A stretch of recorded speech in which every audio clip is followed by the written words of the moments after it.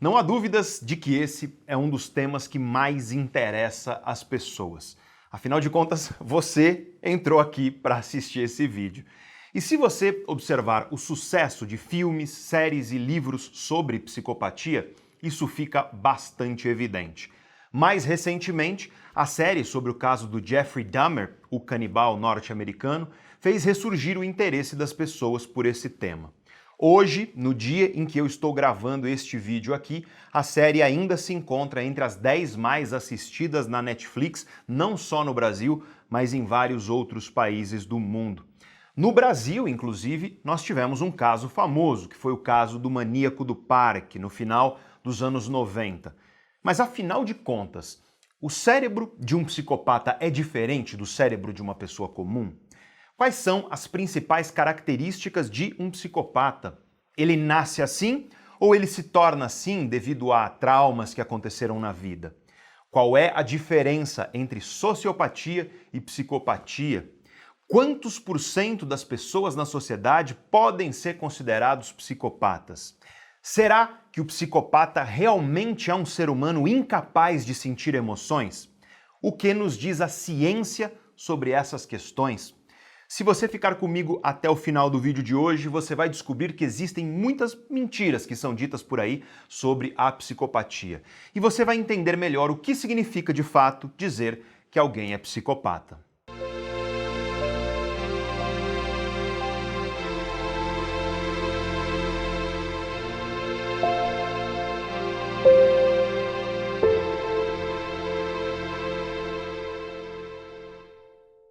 No início dos anos 1960, um jovem psicólogo canadense chamado Robert Hare tinha acabado de terminar o mestrado dele.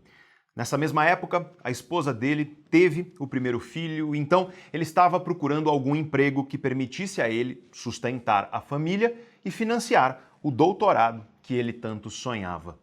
Depois de muita procura, ele acabou sendo contratado pela Penitenciária de Segurança Máxima de British Columbia, que fica próxima à cidade de Vancouver, lá no Canadá.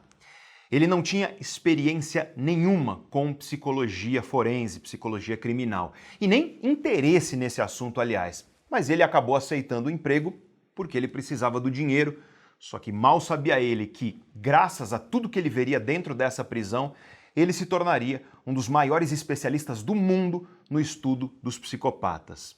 Ele seria o único psicólogo da penitenciária inteira, ou seja, não tinha ninguém para ajudar ele com os primeiros passos ali. No primeiro dia, ele foi recebido pelo diretor administrativo da penitenciária e a equipe dele, todos devidamente armados e uniformizados, em uma prisão que era gerenciada com rigor militar. Lá dentro estavam presos criminosos do tipo que você só ouve falar em filmes e séries. Ou seja, seres humanos que cometeram os piores crimes imagináveis. O Robert Hare foi levado ao escritório dele, uma sala bem ampla, bem grande, no último andar da penitenciária, e ao lado da mesa dele tinha um botão vermelho enorme. E o guarda que ficava na porta disse para ele que aquele botão era para emergências, mas que se ele apertasse o botão, a ajuda não chegaria imediatamente e que não era possível garantir a segurança dele. E foi lá, no primeiro dia de trabalho, que ele recebeu o primeiro paciente, um detento chamado Ray. Era um cara alto, magro, de cabelos castanho escuro, com 30 e poucos anos de idade. E quando esse cara chegou, imediatamente o Robert Hare sentiu uma coisa estranha. Era como se o ar ao redor desse cara fosse diferente. E uma coisa chamou muito a atenção do Robert Hare: o olhar do Ray. O olhar dele, o contato dos olhos dele com os olhos do psicólogo foi tão direto e tão intenso que chegava a ser desconfortável. A maioria de nós, seres humanos, não fica olhando diretamente para os olhos de alguém o tempo todo quando nós estamos frente a frente uns com os outros, mas o Ray era diferente. Ele permaneceu olhando fixamente, diretamente, os olhos do Robert Hare. Ele não dava aquelas desviadas de olhar que todos nós damos para reduzir o desconforto de um primeiro encontro. Aliás, ele não parecia sentir desconforto nenhum por estar ali. Muito pelo contrário, Ele parecia completamente à vontade e ele imediatamente começou a falar de maneira leve e casual, sem nem precisar se apresentar. E aí, doutor, tudo bem? Então, eu tô com um problema e eu preciso da sua ajuda. Eu realmente preciso falar sobre isso. O Robert Hare achou legal, pelo visto o cara queria se abrir, e para um primeiro paciente, até que a coisa parecia estar começando bem. Então, ele, Robert Hare, respondeu: claro, pode me contar sobre isso. E foi aí que o Ray puxou uma faca do bolso. Sem falar nada, ele começou a passear com a faca para lá e para cá, a um palmo de distância do nariz do psicólogo, do Robert Hare. E enquanto isso, o Ray mantinha aquele olhar direto, fixo nos olhos dele. E é claro que a primeira coisa que passou pela cabeça desse psicólogo foi imediatamente tentar apertar aquele botão vermelho, mas o botão era enorme e esse botão estava ali plenamente visível para o Ray. Ou seja, ele sabia que o botão estava ali e ele estava testando o psicólogo para ver a reação dele. Aliás, se ele quisesse esfaquear o Robert Hare, ele faria isso sem dificuldade, talvez nem desse tempo dele apertar o botão. Tudo isso passou pela cabeça do Robert Hare e ele resolveu não apertar o botão vermelho. Em vez disso, ele ficou quieto, olhando o Ray e esperando. E assim que o Ray viu que ele não apertaria aquele botão, ele começou a falar. Ele disse que aquela faca não era para o psicólogo, que a faca era para um outro detento. E começou a contar os detalhes de por que ele iria esfaquear esse outro detento e como ele faria isso. O Robert Hare não entendeu por que ele estava falando aquilo, mas logo ele percebeu que, mais uma vez, o Ray estava testando o território. Ele estava tentando entender que tipo de psicólogo o Robert Hare era. E agora, o Robert Hare estava em um dilema. Se ele contasse para os guardas sobre a faca, ele perderia a credibilidade não só com o Ray, mas com todos os outros detentos, que com certeza ficariam sabendo que ele dedurou a faca do Ray. Por outro lado, se ele mantivesse aquilo em segredo, ele estaria violando as regras da penitenciária. Pensando nos pacientes e no trabalho dele como psicólogo, que era o trabalho de ajudar as pessoas, o Robert Hare decidiu manter a questão da faca em segredo. Por sorte, o Ray não esfaqueou o outro detento, mas isso fez com que o Ray começasse a acreditar que o Robert Hare era um bocó, um otário que deixaria passar a quebra de regra só para manter um ambiente profissional bacana com os detentos. E a partir daí, durante os 8 meses que o Robert Hare trabalhou nessa penitenciária, o Ray tornou a vida e o trabalho dele um inferno. Ele demandava tempo constantemente, sempre pedindo coisas, sempre tentando manipular o psicólogo. Uma vez, ele convenceu o Robert Hare de que ele poderia ser um bom cozinheiro. Quem sabe até se tornar um chefe de cozinha quando ele fosse solto. Ele disse que ele queria experimentar algumas ideias na cozinha da prisão, melhorando a alimentação dos demais detentos. O Robert Hare acreditou e recomendou a transferência dele para trabalhar na cozinha. Antes, ele trabalhava na oficina, onde, pelo visto, ele tinha fabricado aquela faca que estava no bolso dele. Mas não tinha passado pela cabeça do Robert Hare que a cozinha era uma boa fonte de açúcar, batata, frutas e outros ingredientes e que tudo isso podia ser utilizado para produzir bebida alcoólica. Vários meses depois dele ter recomendado a transferência, aconteceu uma explosão muito forte embaixo da sala do diretor da penitenciária. E foi aí que os guardas descobriram um sistema de destilação de álcool. Alguma coisa tinha dado errado e uma das panelas explodiu. Não demorou para que os guardas descobrissem que era o Ray, o cérebro por trás dessa operação. E por causa disso, ele passou um bom tempo na solitária da prisão. O que mais impressionou o Robert Hare nesse caso foi a audácia. O Ray poderia ter instalado aquele sistema em qualquer lugar mais escondido, mas ele fez isso justamente embaixo da sala do diretor. Depois que ele saiu da solitária, o Ray apareceu no consultório do Robert Hare como se absolutamente nada tivesse acontecido. Com a mesma leveza, com a mesma casualidade, ele pediu para ser transferido para a oficina mecânica. Agora, ele estava tentando convencer o psicólogo de que ele tinha um talento. uma necessidade de se preparar para o mundo lá fora. Ele queria montar uma oficina mecânica quando ele fosse solto e para isso seria bom já ter experiência.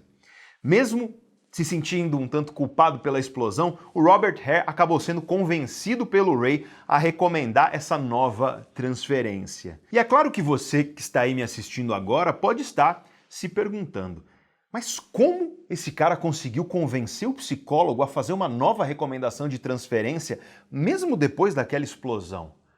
E o ponto é que o Ray era um cara sedutor, no sentido amplo da palavra. Ele era persuasivo, ele tinha uma habilidade incrível de mentir com tanta naturalidade e objetividade que às vezes ele desarmava e convencia até o funcionário mais experiente e cético da prisão. E aí o Ray foi trabalhar na oficina mecânica da penitenciária então. Depois de um tempo, o Robert Hare finalmente tinha conseguido o dinheiro que ele precisava para começar o sonhado doutorado dele em psicologia. E foi aí que ele resolveu deixar aquele emprego na penitenciária. Logo antes dele sair do emprego, o Ray quase persuadiu o Robert Hare a falar com o pai dele. O pai do Robert Hare era um empreiteiro da construção civil. E o Ray quase convenceu ele a falar com o pai para dar um emprego para o Ray quando o Ray fosse solto. E aí, quando o Robert Hare contou isso para os outros funcionários da prisão, todos deram risada. Todo mundo ali já conhecia muito bem o Ray. Todo mundo já tinha sido direta ou indiretamente enganado e envolvido em algum esquema dele. Quando o Robert Hare conheceu o Ray, ele já tinha uma longa ficha criminal. Ele tinha passado cerca de metade da vida dele preso. E olha, ele tinha 30 e poucos anos de idade. Ainda assim, ele conseguia convencer os funcionários da prisão de que ele estava disposto a se regenerar, a se tornar um bom cidadão. Ele dizia que o interesse pelo crime tinha sido substituído por uma paixão incontrolável pela culinária, pela mecânica ou sei lá o quê. E quando o Robert Hare mostrava alguma coisa lá na ficha do Ray, ou apresentava um fato que era contraditório com o que ele estava dizendo, algo que claramente mostrasse que o Ray estava mentindo, quando o Ray ouvia isso, ele simplesmente mudava de assunto com a maior naturalidade, sem ficar nem um pouco constrangido, e começava a falar de outra coisa. Antes de sair da prisão para começar o doutorado, o Robert Hare estava pagando as prestações de um carro, um Ford 58. As parcelas estavam meio salgadas demais e ele não estava conseguindo dar conta de pagar. E foi aí que um guarda da prisão ofereceu o carro dele, um Morris Minor 50, em troca do Ford. Ou seja, o guarda continuaria pagando as prestações que o Robert Hare não estava dando conta de pagar. Ele topou, mas o Morris estava meio fora de forma, o carro estava com problemas mecânicos. E já que ele ainda estava trabalhando lá na penitenciária, o Robert Hare resolveu aproveitar o regulamento da prisão que permitia que os funcionários mandassem os seus carros para a oficina mecânica da penitenciária. Era lá que o Ray estava trabalhando. Aliás, graças ao próprio Robert Hare. O carro dele recebeu uma bela pintura, o motor e o câmbio foram recondicionados. O Robert Hare se despediu da prisão e com a sua esposa e a filhinha bebê pegou a estrada rumo à cidade de Ontário, no Canadá, para começar o doutorado dele. E na estrada, o carro começou a dar problemas. O motor começou a falhar. A água do radiador ferveu, eles pararam em uma oficina mecânica e o mecânico achou bolas de metal no reservatório do carburador. Alguém tinha colocado essas bolas lá. Além disso, o mecânico mostrou cortes na mangueira do radiador que tinham sido claramente adulteradas por alguém. Tudo isso foi consertado com facilidade ali e o Robert Hare seguiu a sua viagem com a família, mas em uma descida veio mais um problema. Os freios pararam de funcionar. Felizmente, ele conseguiu evitar um acidente e ele dirigiu até um posto de gasolina. Lá, ele descobriu que a mangueira hidráulica do freio tinha sido cortada. Um corte bem pequeno, de modo que o fluido dos freios foi vazando bem aos pouquinhos, até que o freio parou de funcionar. Por pouco, o Robert Hare não sofreu um grave acidente com a sua esposa e a sua filha neném no carro. Pode ter sido uma coincidência, claro, mas até hoje o Robert Hare sabe, no fundo, que o Ray fez aquilo de propósito. Mesmo depois de tanta ajuda que ele recebeu do próprio Robert Hare, aliás. E depois disso, esse psicólogo dedicou a vida dele inteira a estudar psicopatas. Ele passou décadas estudando de perto esse tipo de ser humano. Apesar de nunca ter sido capaz de diagnosticar o Ray, ele sabia no fundo que ele era um psicopata. E como você vai ver daqui a pouco, tudo isso que o Ray fazia é típico dos psicopatas. Se você observar a história do Ray com atenção, você já vai entender muita coisa sobre como funciona a mente e o comportamento dos psicopatas. Mas o que é, afinal de contas, a psicopatia? Quais são as características de um psicopata de acordo com a ciência? Ao longo dos muitos anos que ele dedicou a estudar a psicopatia, o professor Robert Hare criou uma ferramenta, um instrumento científico que só pode ser usado por especialistas. Esse instrumento serve justamente para identificar as características da psicopatia em uma pessoa. E quais são, afinal, as características de um psicopata? Vamos lá, que eu vou te falar quais são os sintomas-chave da psicopatia, tais como eles foram identificados e descritos pelo professor Robert Hare, mas eu quero deixar claro que não é porque você assistiu a esse vídeo aqui que você está habilitado a diagnosticar um psicopata. Esse diagnóstico é feito por especialistas treinados na área. Então, nada do que eu vou falar aqui torna você habilitado a diagnosticar a psicopatia em ninguém. Então, toma cuidado para não sair desse vídeo aqui achando que você sabe que fulano é psicopata, ciclano é psicopata, porque você não sabe. Mas vamos lá. Existem duas categorias, duas dimensões de sintomas da psicopatia. Na primeira categoria, nós encontramos os sintomas que são emocionais. O psicopata tem sintomas emocionais. As emoções dele são diferentes das emoções de uma pessoa saudável e esses sintomas emocionais se manifestam principalmente na maneira como o psicopata se relaciona com as outras pessoas. Em primeiro lugar, o primeiro sintoma. Psicopatas tendem a ser eloquentes e superficiais.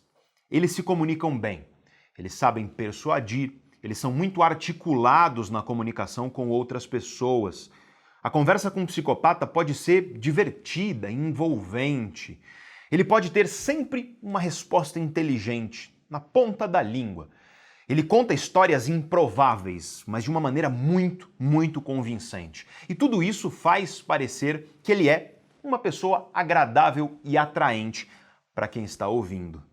Mas aqui vale uma ressalva. Isso tudo é feito de uma forma muito superficial, sem muita profundidade. E devido a isso, algumas pessoas costumam não ir com a cara de psicopatas. Essas pessoas costumam ter uma inteligência social e emocional naturalmente maior. Então, elas sentem que tem alguma coisa errada com aquele sujeito. Elas conseguem farejar o exagero e a superficialidade do papo do psicopata.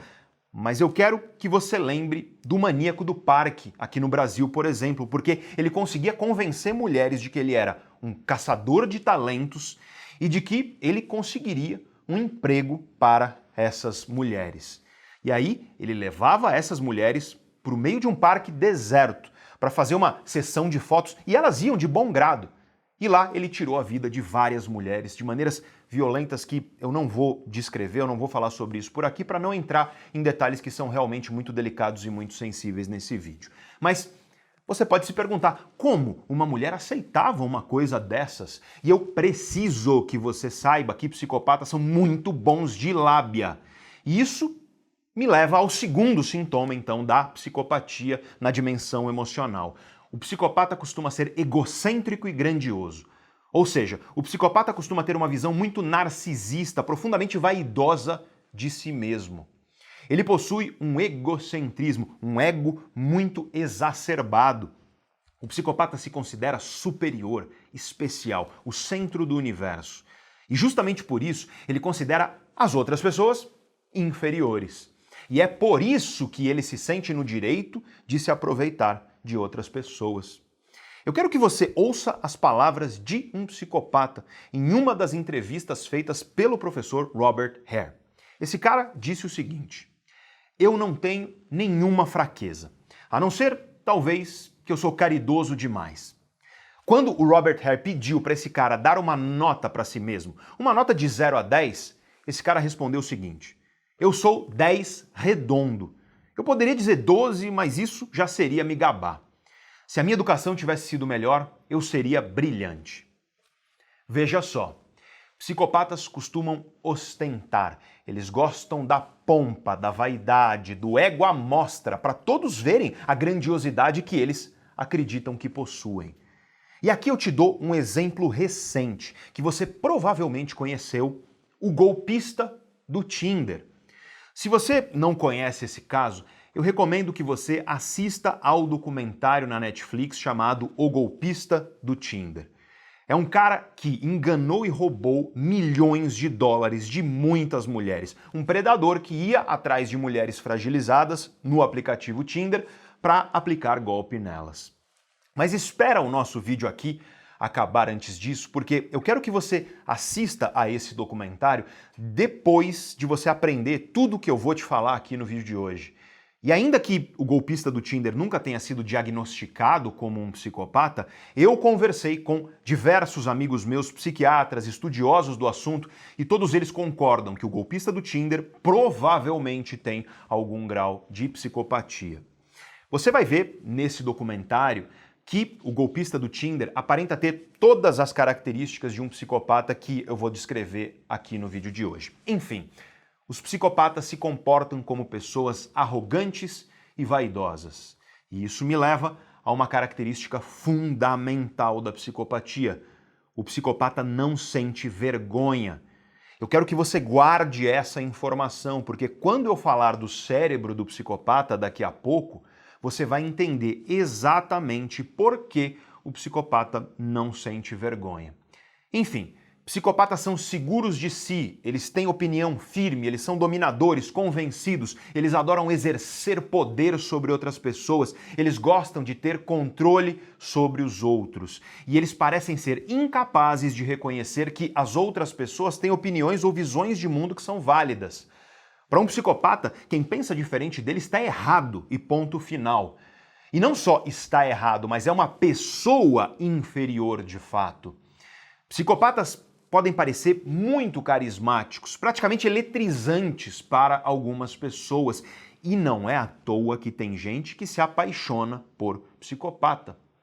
O professor Jonathan Haidt, da Universidade de Nova York, conta uma história interessantíssima em um dos livros dele. A história de um amigo dele chamado Greg. A vida do Greg desmoronou no dia 8 de abril de 1999. Nesse dia, ele acordou e a esposa e os 2 filhos tinham desaparecido. Foram 3 dias de desespero. Ele achou que a família dele tinha sido sequestrada ou coisa pior. Ele achou que eles tinham se envolvido em algum acidente automobilístico, alguma coisa do tipo. Enfim, ele pensou tudo que havia de ruim. Mas o que aconteceu de fato nem tinha passado pela cabeça dele. Mas antes de eu te contar essa história, eu quero fazer um rápido pedido. Se você é novo aqui no nosso canal, você deve ter observado, e aqui é assim, conhecimento científico sobre cérebro, emoções e comportamento em uma linguagem simples que todo mundo pode entender. Se você puder, e se você quiser, é claro, eu te peço para se inscrever aqui no canal. É um pequeno gesto, não leva nem 10 segundos do seu tempo. E você ajuda muito que esse conhecimento que a gente divulgue aqui chegue a mais pessoas. E já que você vai se inscrever, se você puder e se você quiser, toca no botão aí, no joinha, no botão e dá uma curtida no vídeo, que eu também te agradeço muito. Aliás, este vídeo aqui é fruto dos comentários que vocês deixaram pedindo para que eu falasse sobre esse tema. Então deixa o seu comentário aí, me conta o que você está achando do vídeo, coloca suas dúvidas e me fala quais outros temas que você gostaria que eu abordasse aqui no canal. Porque os comentários, eles são muito úteis para nós, eles servem justamente para isso. E para você que está esperando aí o vídeo sobre café e o vídeo sobre jejum de dopamina, fica tranquilo que nós já estamos preparando e pretendemos divulgar ainda em 2022 esse vídeo aqui no canal. Mas vamos voltar à história do Greg. Ele acordou no dia 8 de abril de 1999, a esposa e os 2 filhos tinham desaparecido e 3 dias depois ele descobriu por quê. A esposa tinha fugido com um homem que ela conheceu no shopping algumas semanas antes e ela levou os filhos junto. O Greg contratou um detetive particular e rapidamente o detetive descobriu a ficha do cara. O cara era um golpista profissional. E foi aí que o Greg ligou para o professor Jonathan Haidt, que é justamente um professor de psicologia. E o Jonathan Haidt disse o que ele sabia a esse respeito. Esse cara parece ser um psicopata, ele disse para o Greg. Mas, ao contrário do que as pessoas pensam, a maioria dos psicopatas não comete atos de violência, ainda que muitos deles cometam, tá? Assassinos seriais, por exemplo, geralmente são psicopatas, mas a maioria dos psicopatas não comete atos de violência desse tipo. Como eles não sentem vergonha ou qualquer tipo de culpa, é muito fácil para eles manipular outras pessoas. Mas normalmente o psicopata desse tipo perde rapidamente o interesse na vítima. Ou seja, o Greg provavelmente conseguiria ver os seus filhos novamente em breve. E foi exatamente isso que aconteceu. 2 meses depois, a esposa dele voltou. A guarda dos filhos foi dada ao Greg e o desespero da vida dele acabou. Mas o casamento também. Eu quero que você imagine passar por uma situação dessas. Uma mulher casada com 2 filhos se apaixona por um estranho no shopping e foge com ele, levando os filhos depois de poucas semanas. Eis a questão. Psicopatas são muito bons em fazer justamente isso, seduzir, convencer as pessoas. É comum a vítima se apaixonar por um psicopata. E agora, nós já podemos falar sobre o terceiro sintoma-chave da psicopatia, que é a ausência de remorso ou culpa. Psicopatas demonstram uma assombrosa falta de preocupação com a desgraça que eles causam na vida das pessoas. Com frequência, eles são bem diretos, inclusive, eles não escondem não, eles vão direto ao ponto, eles admitem o que fizeram com muita tranquilidade e eles dizem que eles não sentem culpa, não sentem remorso pela dor e destruição que eles causaram. E eles não veem problema nenhum nisso, aliás, eles não veem motivo nenhum para se preocuparem com o que eles fizeram. Um dos serial killers mais famosos da história, o Ted Bundy, quando foi entrevistado sobre culpa, ele disse o seguinte: não importa o que eu fiz no passado, isso não me incomoda. Se você não conhece esse cara, eu nem vou te falar aqui das coisas que ele fez, porque efetivamente é pesado. Aliás, se você quiser, depois desse vídeo aqui, mergulhar de maneira mais profunda no entendimento do cérebro dos psicopatas, eu vou deixar um link aí embaixo. É o link para você se tornar membro da Sociedade Neurovox. A Sociedade Neurovox é o meu programa de desenvolvimento pessoal e profissional. Lá, na Sociedade Neurovox, eu te ofereço uma caixa de ferramentas para você assumir o controle da sua vida. Toda semana você recebe um caderno de autoconhecimento escrito por mim, leitura rápida e fácil, contendo uma ferramenta validada pela ciência para transformar uma área da sua vida. Toda semana você recebe um caderno desses. Lá na Sociedade Neurovox, nós abordamos todos os pilares do desenvolvimento profissional e do desenvolvimento pessoal. Mudança eficiente de hábitos, combate à procrastinação. Tanto para você que não consegue começar um novo hábito que você deseja, quanto para você que não consegue manter constância nos hábitos novos da sua vida. Saúde, alimentação, suplementação para potencializar o seu cérebro, inteligência emocional, comunicação, persuasão, carreira e liderança, relações, foco e produtividade e muitos outros temas são abordados lá.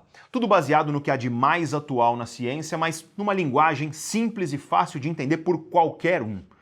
E além desses cadernos de autoconhecimento com as ferramentas, você tem lives periódicas comigo, masterclasses, aulas de fato, não só comigo, mas com grandes profissionais, tudo isso em uma comunidade interativa de pessoas incríveis, pessoas alinhadas, comprometidas, ajudando umas às outras, todo mundo vivendo ao redor de um mesmo ideal, a consciência de que autoconhecimento é liberdade. E lá, na Sociedade Neurovox, eu comecei no sábado passado uma série de lives sobre psicopatas. Na primeira live eu abordo mais profundamente os detalhes sobre o cérebro do psicopata e eu discuto de maneira mais aprofundada tudo isso porque é um tema sensível e tem coisas que eu simplesmente não posso falar aqui no YouTube, senão o algoritmo derruba o nosso vídeo.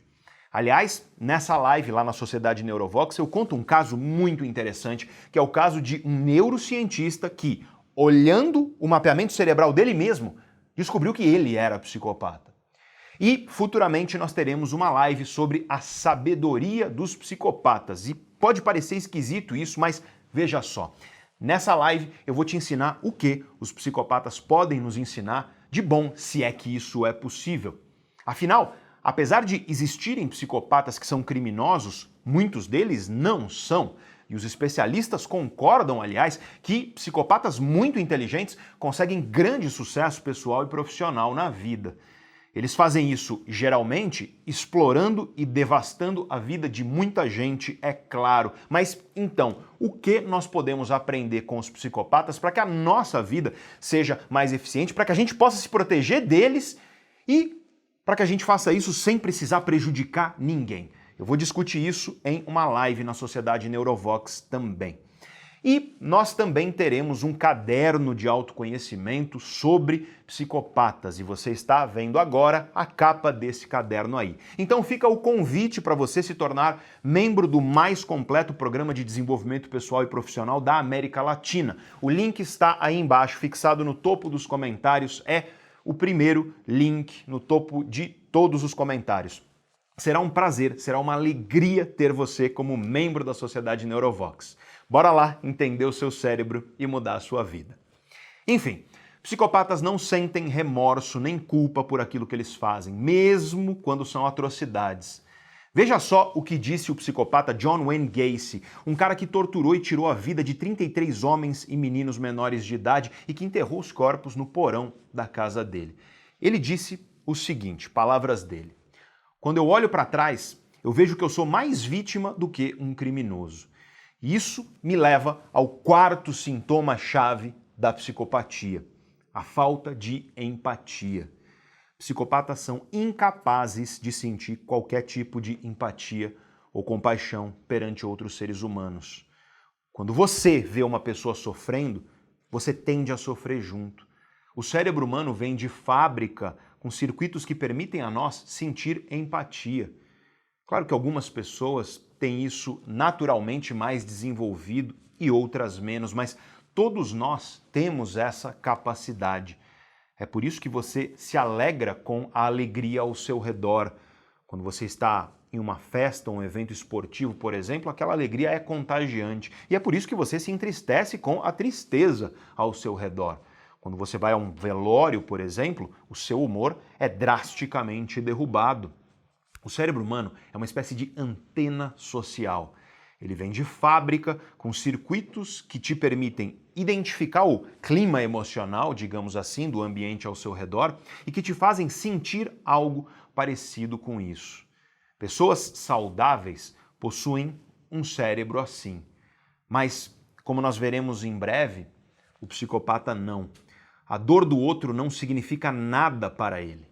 O sofrimento alheio não provoca qualquer tipo de reação emocional negativa no psicopata.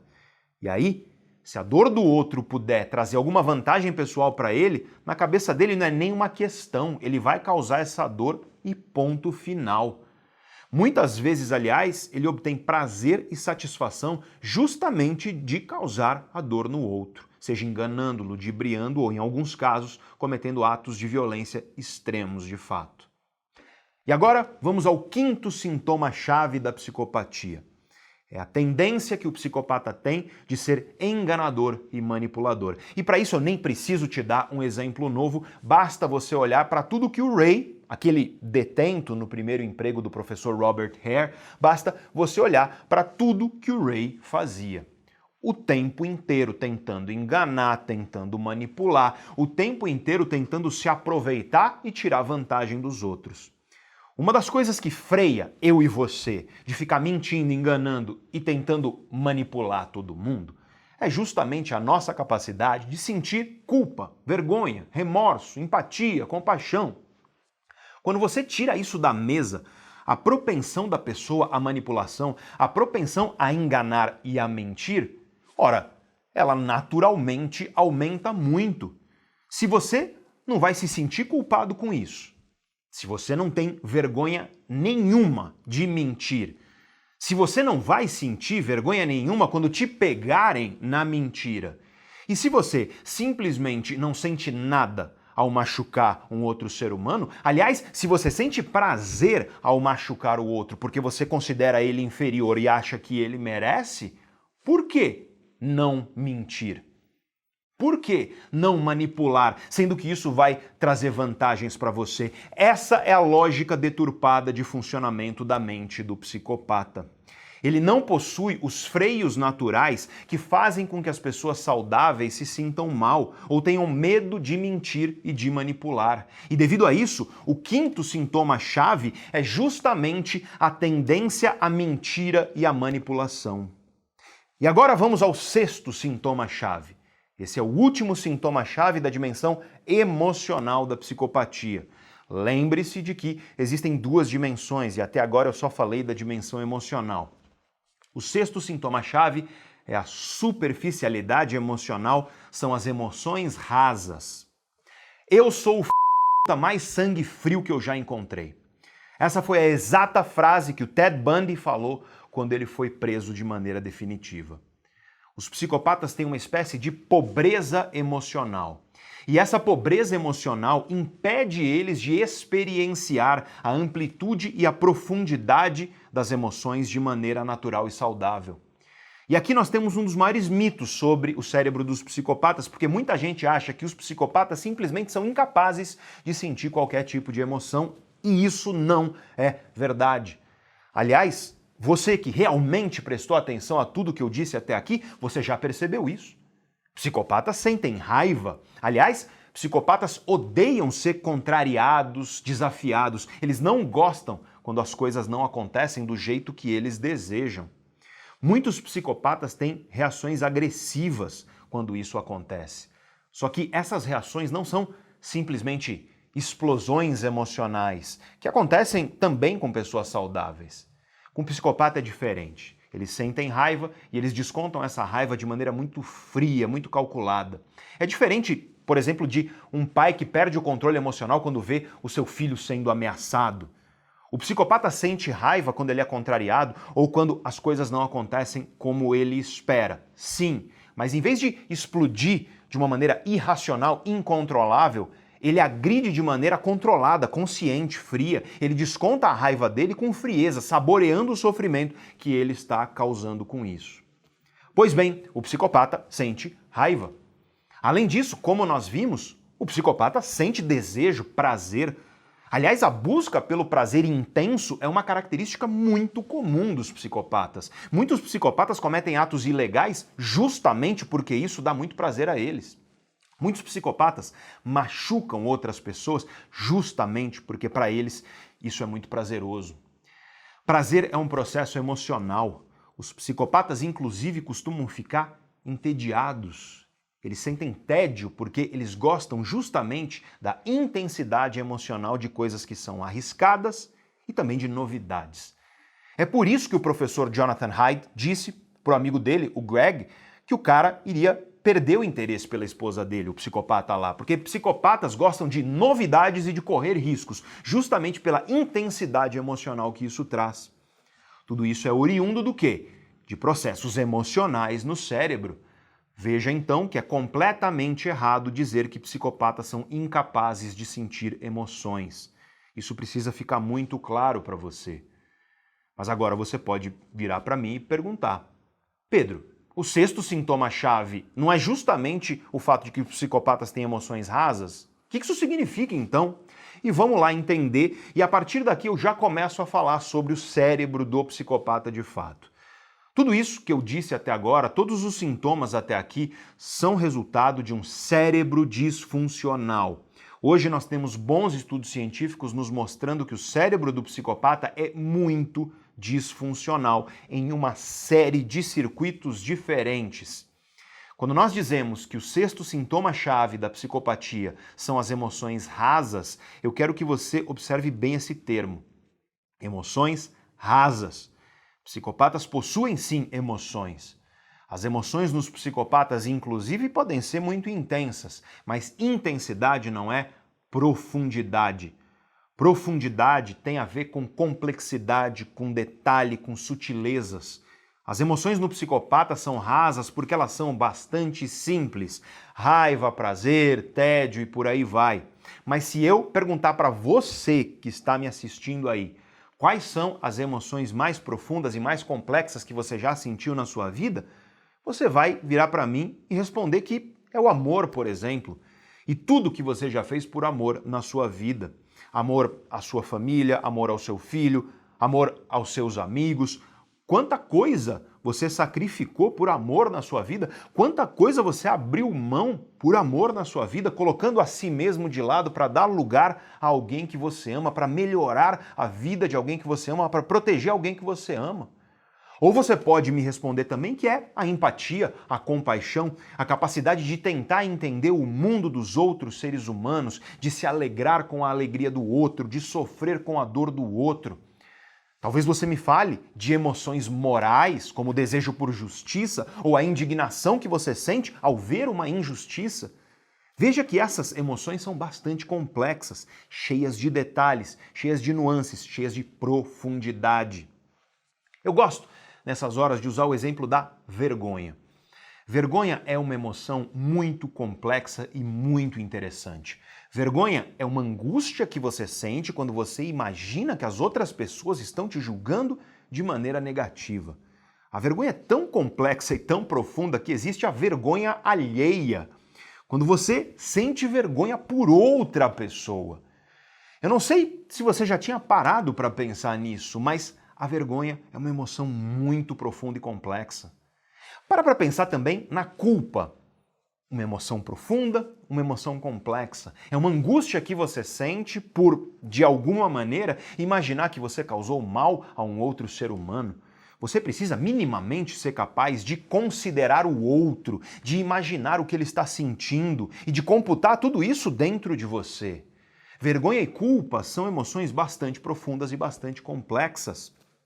Pois bem, amor, empatia, compaixão, vergonha, culpa, remorso, desejo de justiça, indignação por ver injustiças, entre tantas outras. Essas são as mais profundas e complexas emoções humanas que existem e todas essas emoções são aquilo que nós chamamos na ciência de emoções sociais. São emoções que nós sentimos em relação a outros seres humanos.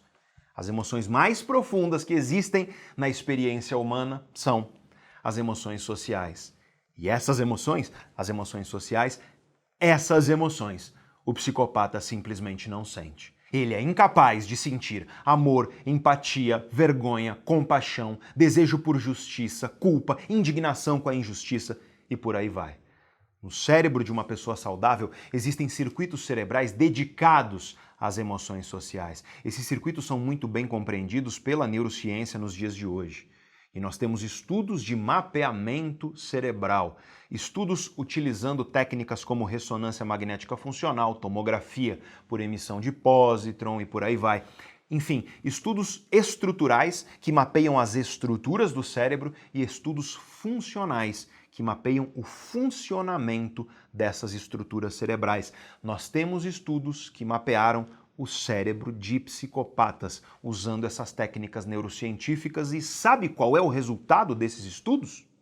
Hoje, nós sabemos que a circuitaria de emoções sociais do cérebro do psicopata é completamente disfuncional. Os psicopatas simplesmente são incapazes de sentir empatia, culpa, amor, vergonha, compaixão e por aí vai. O cérebro deles não consegue produzir essa experiência. E é muito difícil para nós entender como seria isso. Como seria não sentir uma coisa que nós naturalmente sentimos. Mas veja, por exemplo, o controle remoto da sua televisão. Quando você aperta o botão, uma luz é emitida. Uma luz sai do controle e quando essa luz chega ao receptor da sua televisão, a televisão muda de canal, por exemplo.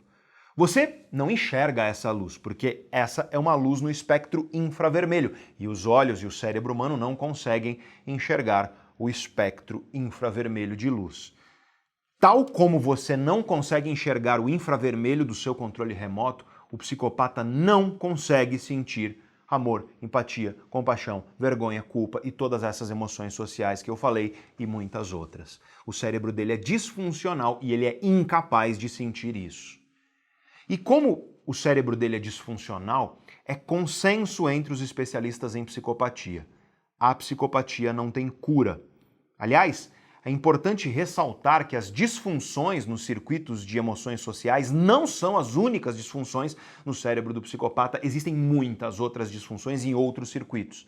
Mas como nós falamos até agora da dimensão emocional dos sintomas da psicopatia, eu fiz questão de apontar essa disfunção específica. Eu te falei os 6 sintomas da dimensão emocional da psicopatia, mas isso não basta para diagnosticar um psicopata, de acordo com a ferramenta do professor Robert Hare. Mas por quê? É porque existe uma outra dimensão dos sintomas da psicopatia. Existe a dimensão do estilo de vida do psicopata.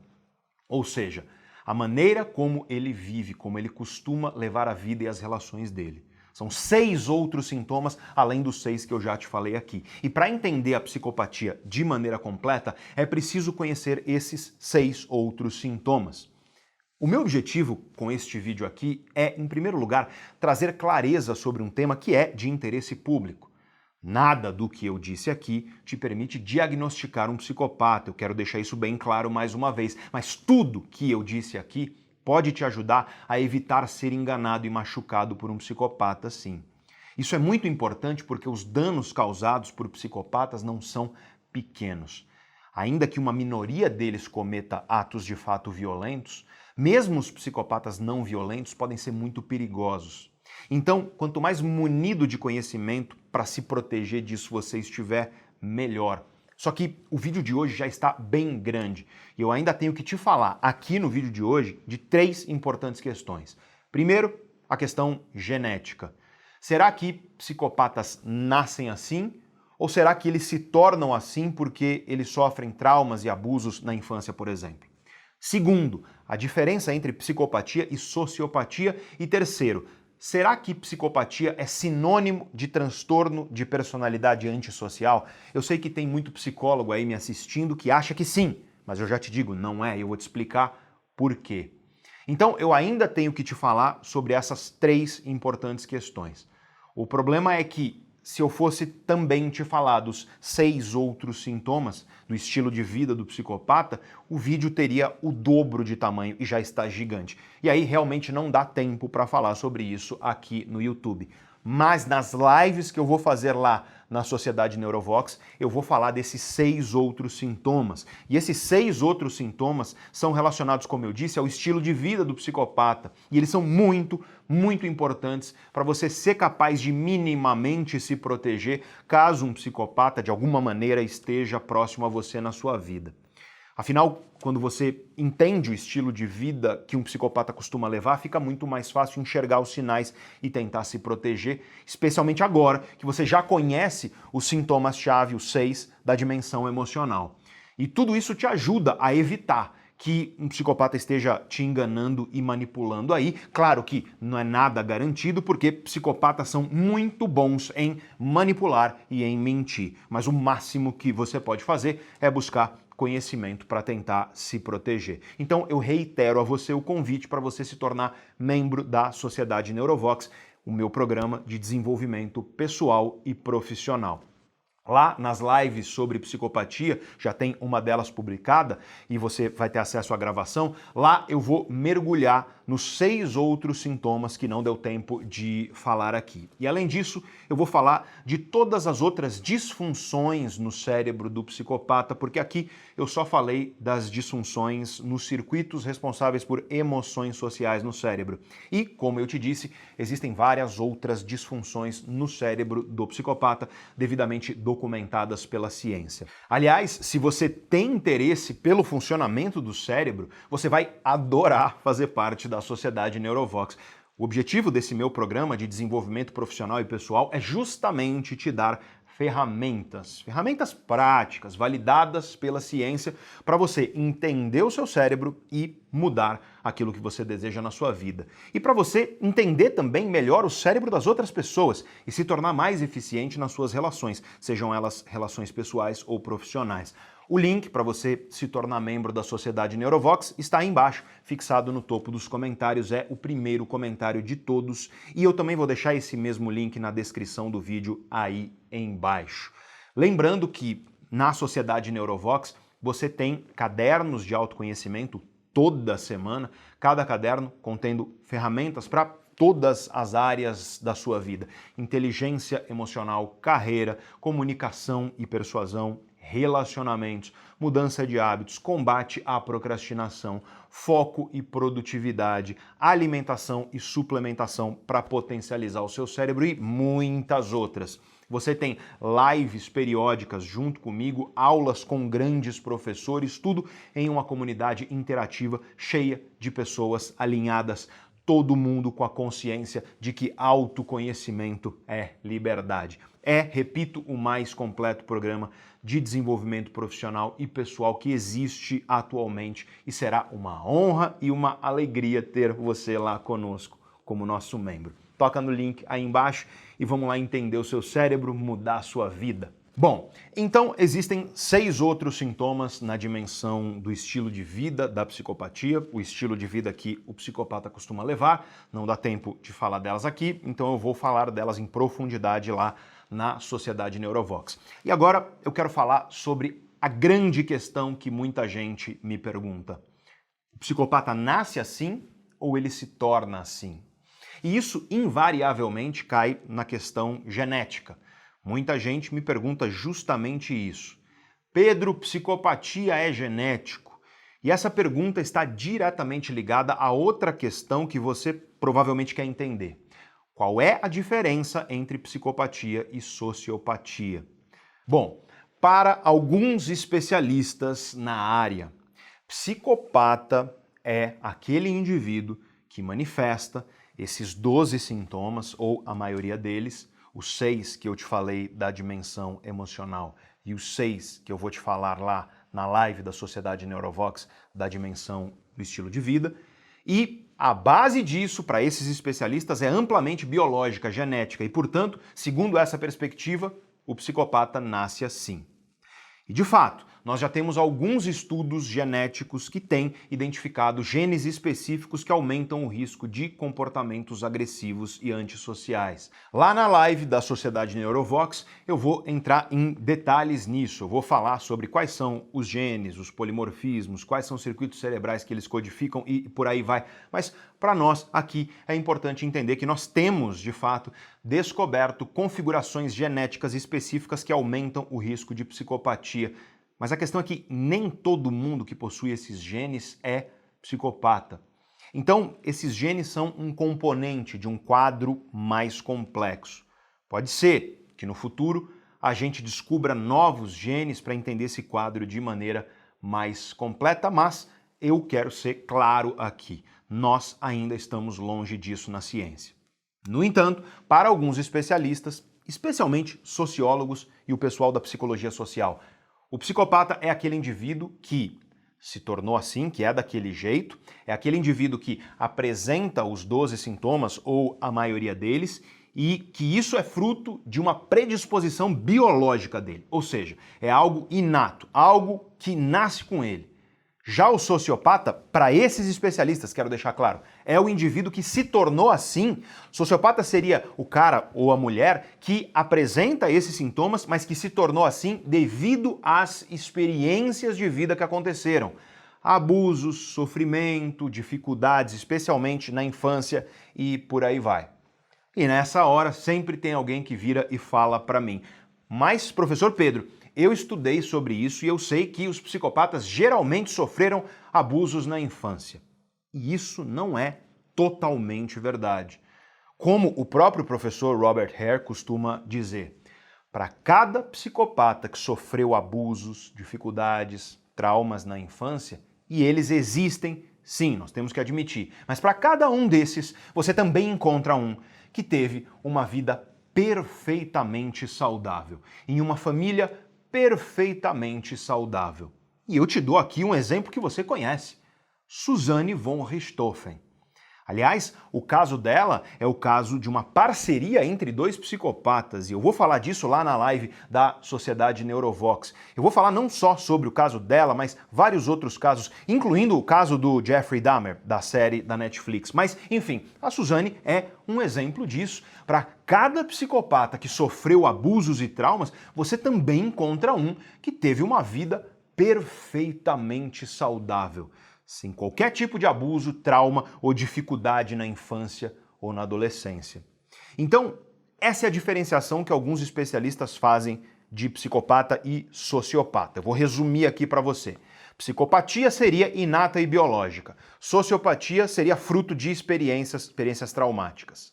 O problema é que, sinceramente, essa distinção não existe. Essa distinção, essa diferença entre algo que é inato e algo que é adquirido pelas experiências, essa diferença não existe. Nada na experiência humana é puramente, exclusivamente inato e biológico. Assim como nada na experiência humana é exclusivamente fruto das experiências. Tudo é uma relação entre biologia e experiência. E para te explicar isso, eu gosto muito da metáfora do pianista. Imagina que você está olhando um pianista tocando uma bela música. E aí você chega para ele e pergunta: "Oi, essa música aí, ela está vindo de você ou ela está vindo do piano?" Veja que essa pergunta não faz o menor sentido. A música é fruto da relação entre o pianista e o piano. E o mesmo vale para a existência humana. Tudo é fruto de uma relação entre variáveis genéticas, biológicas, inatas e as nossas experiências de vida. Um bom exemplo disso é a doença de Alzheimer. Hoje nós sabemos que existem sim componentes genéticos para a doença de Alzheimer. E isso leva muita gente a acreditar que Alzheimer, por ter componentes genéticos, é uma sentença. Se eu tenho os genes, eu vou ter Alzheimer e ponto final. E essa é uma visão errada sobre genética.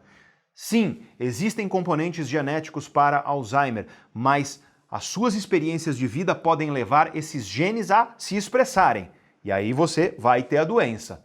Só que as suas experiências de vida podem levar esses genes a não se expressarem, e aí você não tem a doença. Nós sabemos, por exemplo, que dormir bem e por tempo suficiente, praticar atividade física regularmente e uma alimentação adequada, se você fizer tudo isso em grande parte dos dias da sua vida, isso reduz drasticamente a probabilidade desses genes se expressarem, mesmo se você nasceu com eles. E aí você não desenvolve a doença de Alzheimer, mesmo carregando os componentes genéticos. O campo científico que estuda isso é a epigenética, e alguns dos maiores avanços na genética nos últimos 20 a 30 anos foram justamente nessa área. Eu vou te falar um negócio agora que é difícil de acreditar, mas é fato, documentado por bons estudos científicos. Existe componente genético em preferência política. Se você é mais à esquerda no espectro político ou mais à direita, existe, documentado pela ciência, componente genético nisso. Veja então que tudo tem influência genética, de elementos biológicos inatos, mas a nossa biologia se relaciona com o ambiente. Nossas experiências de vida, nossas escolhas dialogam com a nossa genética e nós somos fruto desse diálogo, dessa relação. Uma coisa é multiplicada pela outra, tal como a música é fruto do diálogo, da relação entre o piano e o pianista. É claro que existem algumas coisas que terão mais peso do ambiente, das experiências, das escolhas. Preferência política é muito mais influenciada pelo ambiente, pelas experiências, pela cultura, do que a cor dos seus olhos, por exemplo. Mas tanto a cor dos seus olhos quanto as preferências políticas na sua vida terão também a influência de fatores biológicos, genéticos e inatos. A questão é o peso de cada um, e isso realmente varia de acordo com a questão. Então, devido a isso, a maioria dos especialistas costuma usar os termos sociopata e psicopata como sinônimos perfeitos. Mas existem especialistas que ficam ali no meio termo. Psicopata é o cara que manifesta os sintomas, mas o peso biológico genético é maior. Existe sim o peso do ambiente, das experiências, mas o peso biológico genético é maior. E sociopata é o cara que manifesta os sintomas, mas o peso do ambiente, das experiências é maior. Existe sim o peso genético, o peso inato, mas o peso das experiências e do ambiente é maior. Enfim, aí é uma escolha de cada profissional, de cada especialista de fato. Eu vou falar sobre a minha posição pessoal e profissional sobre isso lá na live para a Sociedade Neurovox, mas essencialmente essas são as maneiras de enxergar a questão da psicopatia e da sociopatia. Bom, agora eu vou falar um pouco sobre a ciência que estuda os distúrbios mentais. Na psiquiatria e na psicologia clínica existe um manual diagnóstico. Esse manual é chamado de DSM, é uma sigla em inglês, que significa, traduzindo para o português, Manual Diagnóstico e Estatístico dos Transtornos Mentais. Esse manual serve justamente para isso, para ajudar o profissional da saúde mental devidamente treinado a diagnosticar os distúrbios psiquiátricos que já foram documentados pela ciência. Acontece que nesse manual, no DSM, não existe o termo psicopatia. A ferramenta do Robert Hare não está incluída nesse manual e os critérios diagnósticos dele também não. Devido a isso, muitos especialistas defendem que a psicopatia em si mesma não existe. Ou seja, para esses especialistas, psicopatia é um termo do senso comum, não é um termo técnico válido. E eu sei que deve ter psicólogo me assistindo aí agora, que ouviu isso na faculdade e que talvez acredite nisso. Enfim, esses especialistas dizem que, na verdade, a psicopatia é um transtorno que está lá no DSM, sim, mas é um transtorno chamado transtorno de personalidade antissocial. Pessoas com esse transtorno apresentam um padrão geral de desrespeito e violação aos direitos alheios. Isso costuma ocorrer a partir dos 15 anos de idade. E realmente existem algumas semelhanças entre a psicopatia, tal como eu te ensinei aqui, e esse transtorno. E devido a isso, existem especialistas que dizem que psicopatia nada mais é do que isso: transtorno de personalidade antissocial, tal como você encontra no DSM. É claro que você, nesse momento, pode virar e pode me perguntar: então, professor Pedro, quem é diagnosticado com esse transtorno é um psicopata? Eu vejo muita gente dizendo por aí que sim. Eu vejo inclusive muitos psicólogos, gente que eu respeito bastante inclusive, dizendo por aí que sim, mas não é bem assim. Esse é um tema que divide os especialistas e nós precisamos falar um pouco sobre isso para você ter clareza sobre o que é e o que não é a psicopatia. Nas penitenciárias mundo afora, uma parte considerável dos detentos atende os critérios diagnósticos para o transtorno de personalidade antissocial. Ou seja, falando de um jeito mais simples, nós sabemos que uma parte considerável das pessoas que estão presas agora, elas possuem o transtorno de personalidade antissocial. No entanto, nem todas essas pessoas podem ser consideradas psicopatas de acordo com a ferramenta do Robert Hare, e devido a isso, os especialistas se dividem em dois grupos. Existe um grupo de especialistas que defende que a psicopatia nada mais é do que um caso extremo, um caso atípico do transtorno de personalidade antissocial. Mas, por outro lado, existe um outro grupo de especialistas que defende que a psicopatia não pode ser considerada sinônimo de transtorno de personalidade antissocial. O professor Robert Hare, que você já conhece, que é um dos maiores especialistas no mundo nesse assunto, como eu já te disse, ele pertence a esse segundo grupo. Ele defende enfaticamente que psicopatia não é transtorno de personalidade antissocial, mas não é só ele. Geralmente, os especialistas que estudam de perto, especialistas que estudam e que estudaram psicopatas de fato em penitenciárias, por exemplo, especialistas que estudam a fundo a psicologia forense, psicologia criminal, geralmente eles defendem que psicopatia não é sinônimo de transtorno de personalidade antissocial. Veja, por exemplo, este artigo científico publicado em 2020 pelo professor Elias Abdala Filho, um médico psiquiatra brasileiro que é coordenador do Departamento de Ética e Psiquiatria Legal da Associação Brasileira de Psiquiatria. Eu vou ler para você as palavras do próprio professor nesse artigo. Apenas 1/3 das pessoas com transtorno de personalidade antissocial na população geral atende aos critérios para psicopatia. A psicopatia é caracterizada por aspectos que não são critérios diagnósticos para transtorno de personalidade antissocial, como a falta de empatia, arrogância e vaidade excessiva. Assim, nem todo psicopata tem necessariamente um transtorno de personalidade antissocial. Se você é novo aqui no canal Neurovox, saiba, eu sempre deixo todas as referências de livros e artigos científicos que embasaram o vídeo na descrição do vídeo aí embaixo, para quem quiser checar tudo que eu disse, se aprofundar, enfim. Mas para você que é psicólogo e que achava que transtorno de personalidade antissocial é sinônimo de psicopatia, eu te falo de um outro artigo científico muito interessante e eu vou deixar outros ainda aí, tá? Mas eu quero te falar desse que foi publicado em 2007. Nesse artigo, o pesquisador demonstrou que a psicopatia, tal como definida pelo professor Robert Hare originalmente, tem mais semelhanças com transtorno de personalidade narcisista e com transtorno de personalidade histriônica do que com o transtorno de personalidade antissocial. E isso significa que, para os cientistas que realmente estudam a psicopatia de perto de fato, ela não é nenhum desses transtornos. A psicopatia é um transtorno de personalidade à parte, específico, que tem sim semelhanças com vários outros transtornos de personalidade. Não é porque não está no DSM que a psicopatia não existe. Enfim, eu também vou mergulhar mais nesse tema na live da Sociedade Neurovox, caso você tenha interesse. E uma pergunta deve estar aí na sua cabeça. Só homens são psicopatas? Existem mulheres psicopatas? E aqui precisa ficar claro. A psicopatia é muito mais prevalente em homens do que em mulheres, mas existem mulheres psicopatas sim. Por que a psicopatia é mais prevalente nos homens?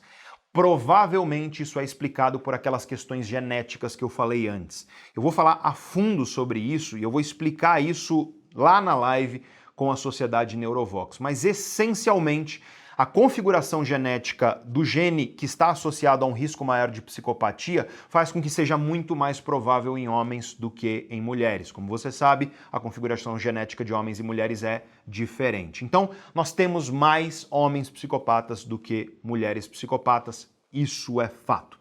Inclusive, os crimes, as violências que são cometidas pelos homens psicopatas são diferentes, tipicamente, das violências que são cometidas por mulheres psicopatas. Eu vou falar disso mais a fundo lá na live da Sociedade Neurovox, mas você também precisa saber disso. Por exemplo, quando o psicopata é violento, é muito mais provável que um homem ele cometa um ato de violência de uma forma mais visceral, utilizando, por exemplo, faca e por aí vai, e uma mulher usa meios mais indiretos, como, por exemplo, veneno, envenenar as pessoas e por aí vai. Esse é um exemplo da diferença, existem outros, eu vou falar sobre isso profundamente lá na live da Sociedade Neurovox. E quantos psicopatas existem na sociedade?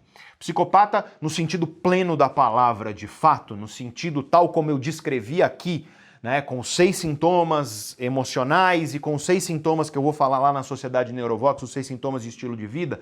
Os estudos variam bastante sobre isso, mas fala-se de 1 a 2 ou até 4% das pessoas na sociedade. Se a gente for dividir entre homens e mulheres, geralmente você fica ali 2 a 4% dos homens, 1 a 2% das mulheres. Isso aqui eu tô, claro, fazendo uma média porque varia muito de estudo científico para estudo científico, mas eu só quero que fique claro, é muita gente.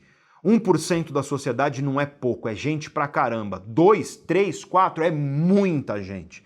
Então, com certeza, e isso os especialistas concordam, com certeza, a não ser que você seja um ermitão que vive sozinho numa caverna, você já cruzou com um psicopata na sua vida. Isso é uma certeza estatística, tendo em vista a prevalência tão elevada de psicopatia na sociedade. E agora, rumando para o encerramento do nosso vídeo, eu quero falar de uma outra questão. Muita gente acaba sentindo uma certa dó de psicopatas, especialmente por causa da mídia, séries, filmes, especialmente quando houve histórias dos traumas e abusos que alguns deles sofreram, e eu não quero aqui diminuir o peso disso de maneira alguma. Traumas e abusos em crianças são absolutamente execráveis, condenáveis e têm que ser combatidos com todas as energias que nós temos enquanto sociedade. Traumas deixam marcas no cérebro e no corpo para o resto da vida da pessoa.